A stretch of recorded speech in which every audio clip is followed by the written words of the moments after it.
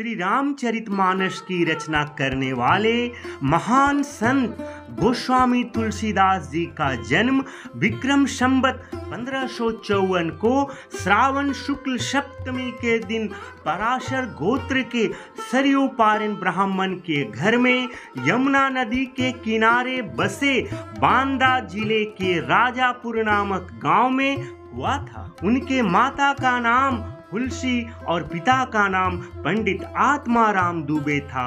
उनके जन्म के समय ही उनकी माता का और कुछ ही दिनों के बाद उनके पिता का भी स्वर्गवास हो गया था। लगभग 5 वर्ष तक उनका लालन पालन उनके घर में काम करने वाली दाई चुनिया ने किया था, जिनकी भी मृत्यु सर्प के काटने से तब हो गया था जब वे मात्र 5 वर्ष के थे। कहते हैं कि वो अपने माता के गर्भ में 12 महीने तक थे और जब उनका जन्म हुआ था तो उनके मुख में दांत थे और जन्म लेने के बाद वो सामान्य बच्चों की तरह रोए नहीं थे बल्कि राम का नाम बोले थे, इसलिए उस बालक का नाम राम बोला रख दिया गया था। जन्म के बाद जब उनके पिता ने ज्योतिषी से उनके ग्रह नक्षत्र दिखलाए थे तो वो उन्हें अमंगलकारी, कुलच्छन और अशुभ बताए थे, इसलिए इस राम बोला अनाथ बालक को पास पड़ोस में रहने वाले लोग भी अमंगल और कुलच्छन मानते हुए इन्हें अपने पास सटने नहीं देते थे, इनसे दूर ही रहते थे। यहाँ तक कि बालक राम बोला कुछ खाने पीने के लिए मांगने आ जाता था तो लोग इन्हें देखकर अपने घरों का दरवाजा बंद कर लिया करते थे।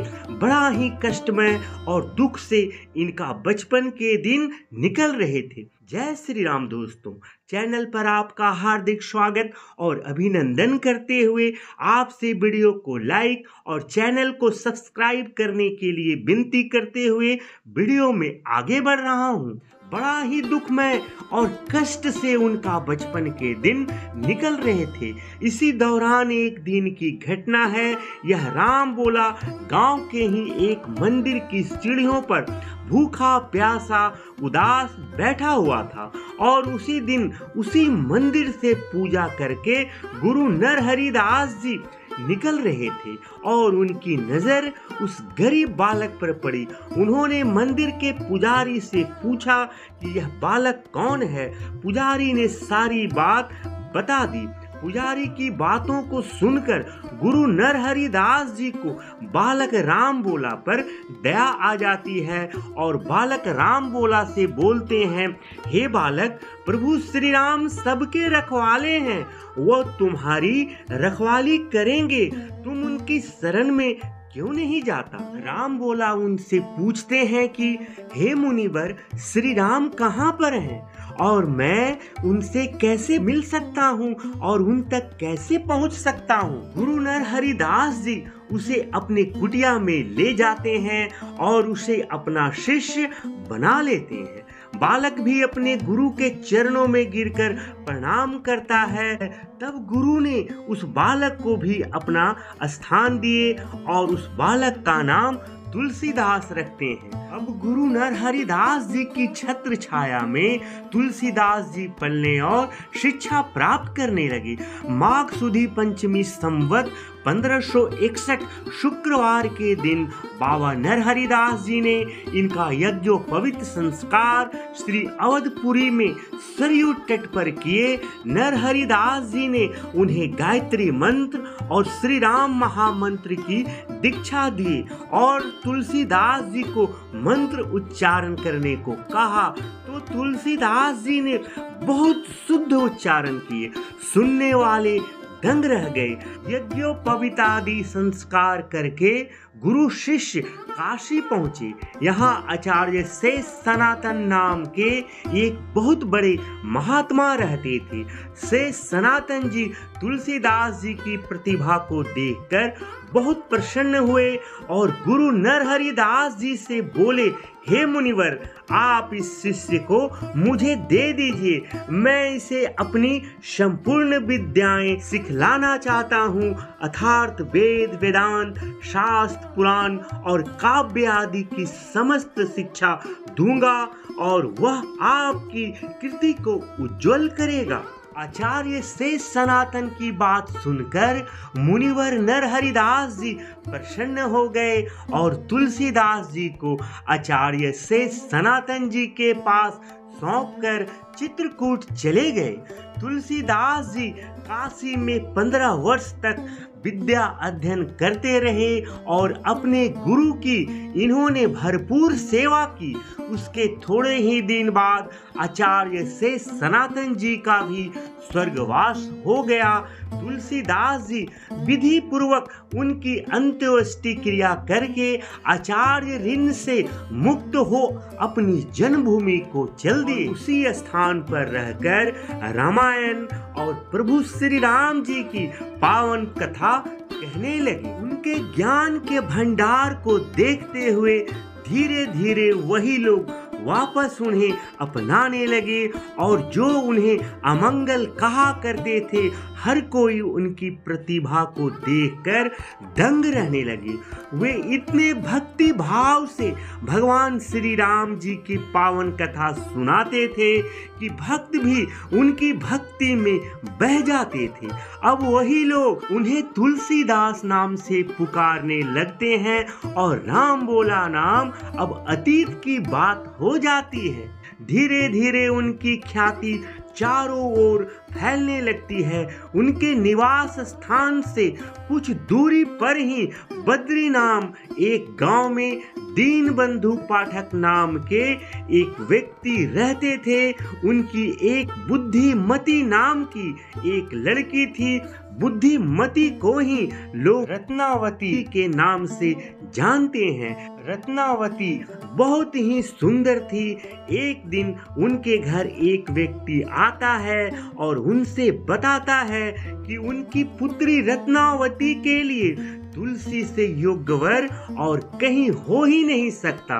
पाठक दीनबंधु कहते हैं मगर सुना है तुलसी बहुत ही गरीब है। उसके बाद वह व्यक्ति उनसे कहता है कि ब्राह्मण का सबसे बड़ा धन उसका ज्ञान होता है और आज के समय में तुलसी से ज्यादा ज्ञान किसी भी व्यक्ति में नहीं है, तो वह निर्धन कैसे हुआ।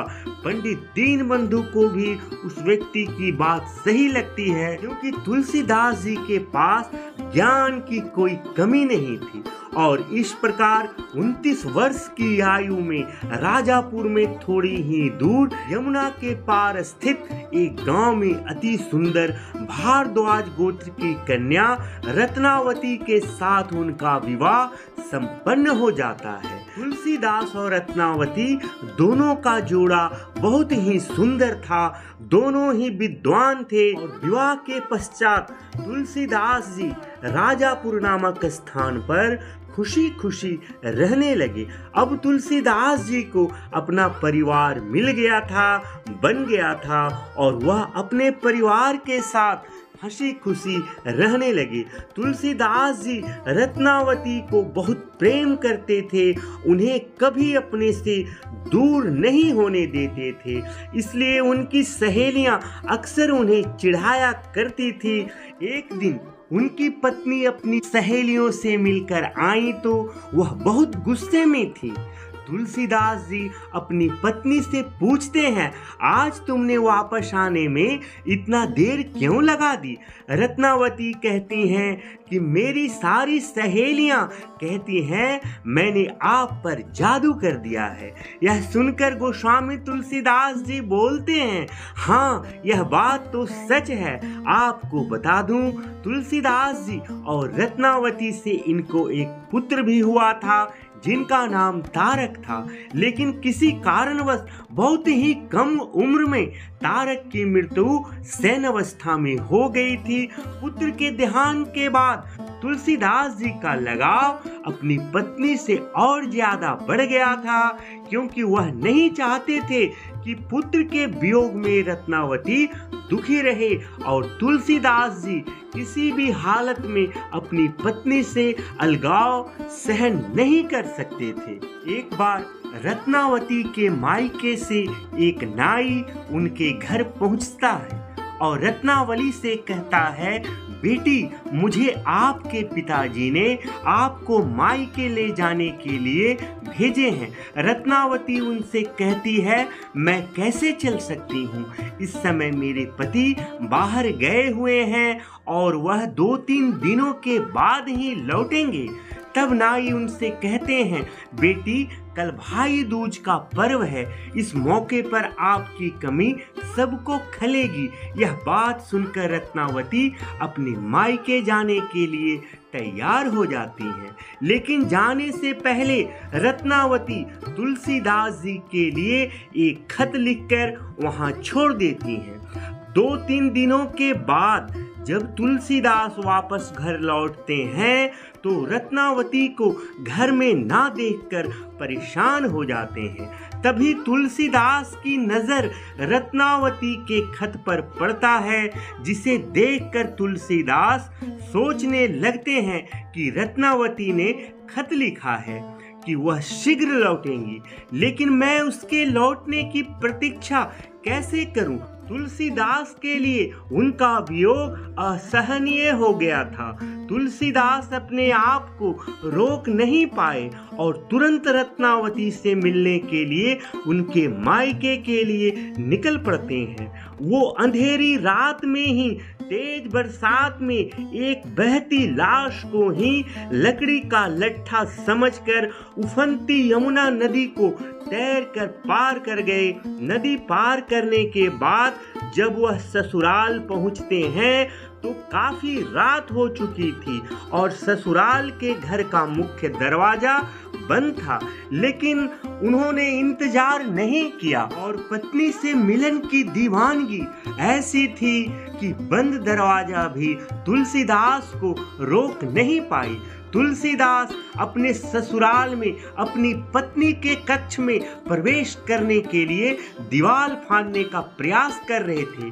तभी उन्होंने खिड़की से एक रस्सी लटकी हुई देखी और तुलसीदास उसको ही पकड़कर दीवार पार कर गए। तुलसीदास ने जिसको रस्सी समझा था, दरअसल वह एक सांप था, जिसकी जानकारी उनको बाद में हुई। इतना करने के बाद आखिरकार वह अपनी पत्नी के कक्ष में पहुंच ही गए और सोच रहे थे उन्हें देखकर उनकी पत्नी काफी खुश हो जाएंगी, लेकिन उनकी पत्नी की नजर जब तुलसीदास जी पर पड़ी तो वह काफी क्रोधित हो उठी, क्योंकि उन्हें परिवार और समाज का डर परेशान कर रहा था कि अपने परिवार वालों को क्या कहूंगी, कैसे मुंह दिखाऊंगी और उन्हें कैसे कहूंगी कि उनका पति द्वार के बजाय दीवार फांद कर आ गए हैं। अपनी पति की इतनी बड़ी लापरवाही को देखकर वह काफी क्रोधित हो गई और उन्होंने क्रोध में आकर तुलसीदास को डांट लगाई। उन्होंने यहाँ तक कह दिया, लाज न लागत आपको, दौरे आयो साथ, धिक धिक ऐसे प्रेम को कहाँ कहूँ मैं नाथ। अस्थि चर्मय देह मम, तामे जैसी प्रीति, तैसी जो श्री राम में होत न तब भव भीति। मेरी हाड़ मांस से बने शरीर से आप जितना प्रेम करते हैं, उसका आधा प्रेम भी अगर आप प्रभु श्री राम जी से करते ना तो आपका जीवन सफल हो जाता, मगर आपको रत्नावती के अलावा तो कुछ सूझता ही नहीं है। धिक्कार है आप पे, आपको अपनी इज्जत की नहीं पड़ी थी तो कम से कम मेरे बारे में सोच लिया होता। मैं किस मुंह से अपने घर और परिवार वालों को यह खबर दूंगी। पत्नी की बातों को सुनकर तुलसीदास जी सन्न रह गए। उनके हृदय में उनकी सारी बातें गहराई तक उतर गई और उनके ज्ञान नेत्र खुल गई। उनको अपनी मूर्खता का एहसास हो गया। उनका अंतर्मन जाग उठा। अपनी पत्नी के कहे गए हर कथन को सुनकर तुलसीदास जी के जीवन में अभूतपूर्व परिवर्तन आया और क्षण भर भी देर किए वो अपनी पत्नी के कक्ष से बाहर निकल गए और राम नाम की खोज में निकल पड़े। उन्होंने अपनी पत्नी का त्याग कर दिया और वैराग्य जीवन अपनाकर साधु बन गए। उन्होंने अपना संपूर्ण जीवन ही भगवान श्री राम जी के चरणों में समर्पित कर दिया। तुलसीदास जी विरक्त होकर अयोध्या, काशी, प्रयाग, चित्रकूट आदि तीर्थों में भ्रमण करने लगे। जय श्री राम।